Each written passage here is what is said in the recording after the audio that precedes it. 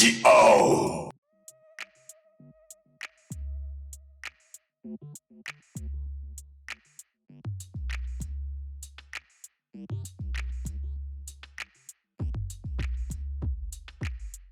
Hello, welcome to Henshin Hangout. I'm Justin, and this is Tokukid. And here we'll bring you a list of our favorite Kamen Rider belts, starting with Decade to Geo. So here's our top, it's 11? It's 11, yeah. Neo Heisei, basically. Neo Heisei. So our worst to our favorites. Let's start with our first one. Oh, it's easy. It's Ghost. Ghost. Why Ghost? Well, let's start off by saying we're not taking the show into a factor. Show's not in the factor. It's just toy alone. Toy alone, aesthetics. That's the main thing about this list. And it's still Ghost. But what's so cool about the Ghost belt? The Ghost belt itself, it's just spooky in general. If you look closely, there's a little creepy face hidden under. Nice collectible gimmick, which it's just plastic. Yeah. Everything is in the belt, all the sounds. Why the worst? Because that's all it is. It is. It really is. It doesn't really... The icons don't really do much. Even the upgrades, it's just more eyeballs that go in the belt. Nothing extra that attaches. Yeah. Kind of unexciting when you look at the rest of the belts in the list. Moving on. All right. Next one on the list is Kamen Rider Build, which we have no photo of. No. No picture, no physical copy of it, but let's just go into it and why do we not like? It's another just useless kind of belt. You just pop the bottle in and that's it. It's kind of unexciting when you look at the rest of the belt. It is just a wind up toy thing that isn't really... It's just there. You just put a piece of plastic in, a couple sounds, and then that's it. Even the upgrades, like some minor sounds in the bottles, but that's all you get. Yeah, agreed. And especially when you realize the other upgrades are just cans. Soda can. Soda cans. A double can. Doesn't really fit the aesthetic of the show either. No. Which is funny. My other problem with the belt is that it reminds me of our belt after this one. Oh, you mean double? Yes. Oh, let's see. So basically, it's the same exact thing. You get two little USBs, you just plug in and make all the noises. And every upgrade after that is still two little pieces of plastic that just make all the noises. It's still nice. That's cool that you can get a W literally in the belt. But you're right. That's as far as this goes. It does get a 1-up though, because you got a special little extra attachment for a final attack that goes with the gimmick. So it gives a little bit extra to. Yeah. What's that? Yes, we do. Goes on for a while. It does go on for a while. But this is the X8 belt. Explain. Okay. The X8 belt. So just like the last one, it's another piece of plastic that does nothing. But the added feature of this is that it's designed better and it's more vibrant. Right. It's kind of cool. When you open it up, put the thing in there real quick. Boom. That is kind of cool. The little inside guy. You get your gamer icon going on. It also doesn't really shut up very much, which is going to be a problem the further along we go. Yep. But okay. All right. After X8, we got the Destroyer of All Worlds' belt. One of the best Kamen Riders. Bring it up. The Deca Driver. No, this is kind of cool for a couple of reasons. One, it's kind of the classic. It's the most classic looking Kamen Rider belt. It looks like the most traditional Kamen Rider. Yeah, I'll give it in terms of the Heisei, of the Showa stuff. But what else is kind of neat about this belt? It has the most collectible gimmick, I think, that can keep going on forever. Kamen Rider cards. Yeah. That you can get for every single rider, every single form, every single attack, and every single little catchphrase they have. Yeah. But quite literally. The only problem with this belt is you only get 3 special sounds from. Yeah, after a while, variety kind of gets a little... They all become the same exact sound after a while because they didn't program that many into the belt in the first place. Yeah, and keep in mind what the show was, 2009? 2009, yeah. Yeah, so literally a decade ago. So, it's where it needs to be. It's where it needs to be. All right. But, hey, wait, what's that? 10 years after, what do we have after that? We got Decade 2. We got Kamen Rider Geo's belt. Remember this guy? I know we don't talk about him very much anymore, but we are going to bring up his belt. Kamen Rider Geo. What is it about this belt that makes it unique? It's got more dynamic to it. It's more play with it, just because you get the added feature of putting in the watches and then spinning it out. If that worked correctly. And it also doesn't shut up. That's one of the big problems of the belt, is that it... Yep, it does that for a while, even if you sneezed. And when you have a second rider watch, it goes on for even longer. That's so we're not putting it in. And then if you've seen the final watch that comes out, it goes on for at least a minute or two. Boy, howdy. The show is 22 minutes. We only have so much time. But let's move on. We do have another belt. I'm psyched we don't have another belt. This belt is not with us right now. It is the Forze belt. But it's a rad belt. I do like the belt's it's interface. Fun for kids. It is fun for kids. I like the countdown, and I even like much like the XA belt, it has like the kind of... Oh, you got the HUD. The HUD. That is super cool. Yeah.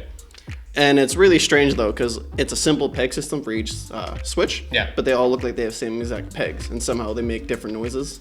It's kind of cool. Yeah. No. It's also the fidget. It's also like the fidget cube before the fidget cube. It's got 40 different fidget switches. Yeah, it does. Moving on. What do we have? It's showtime. We got Wizard's belt, which is one of the cooler belts that came out in recent years, because there's RID chips or RFID chips. Yeah. The belt actually scans the rings. You don't have to actually touch or anything. You just wave it across and it scans it and knows instantly what you're using. It's actually super impressive. Like, it's actually one of those things where it's like, if you don't know any better, it is vaguely magic-ish. Oh, and the added feature is every ring, when they're scanned, it somehow knows to light up the LED inside. That's really rad. But it's also limited though, because after a while, the rings just become basic please or whatever noise or rider ring.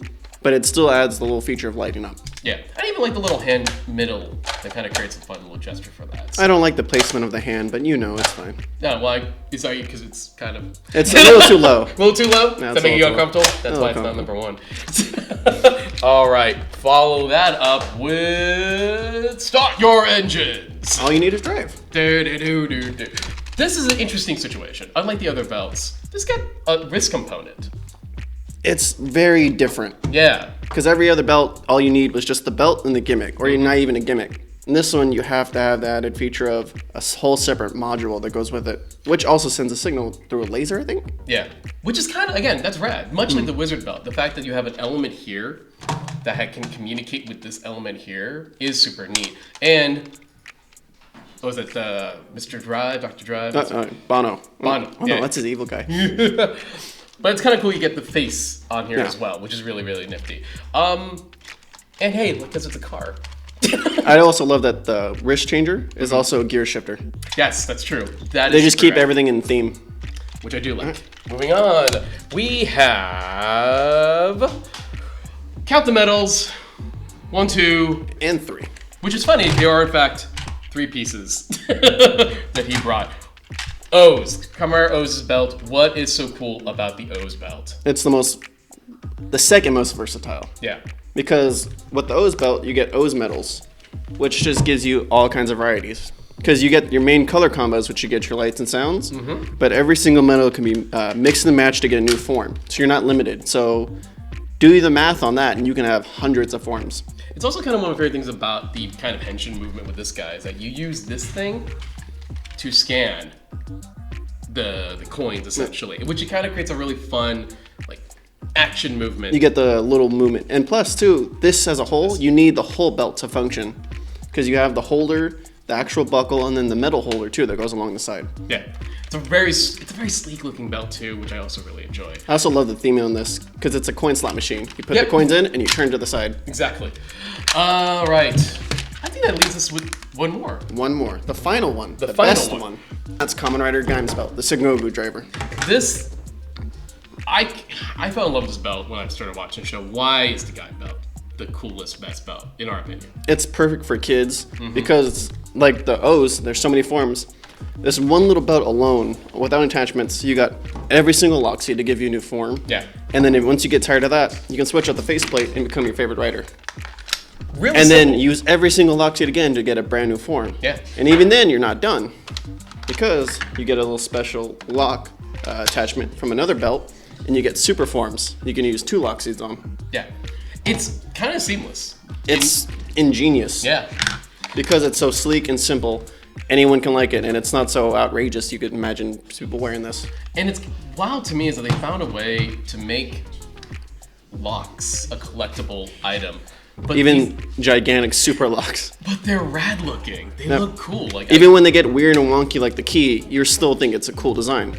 You even brought up a good point where it's like this could be kind of used like as like a kind of a fun attachment on your bags, or your shirt, on your pants. Like no one, it's not like very glaringly obvious that it's the only gimmick you could walk around with, and no one will think twice about it because it just looks like a simple hand like bag charm or anything. You can go on your belt loop, unlike the wizard rings where you have a giant piece of plastic coming out of your arm. Yeah, this though, cool looking, and I think that wraps it up for us. These are our list. You can disagree. You can disagree on the ranking, but this is what we think. Just so you know, we did this on the belts alone without the show. Yeah, just really iterating that. We're not talking about our favorite shows. We're not talking about that. We are talking Even about... though Gaim's the best.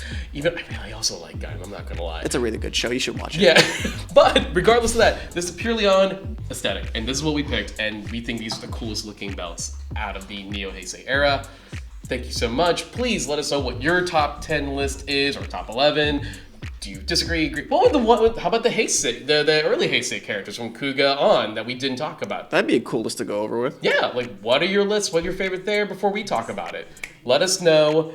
Where can we find you on social media? You can find me on Instagram at Tokukid, Twitter Tokukid1. Well, anywhere really at Tokukid. Yeah. I'm on all the social medias.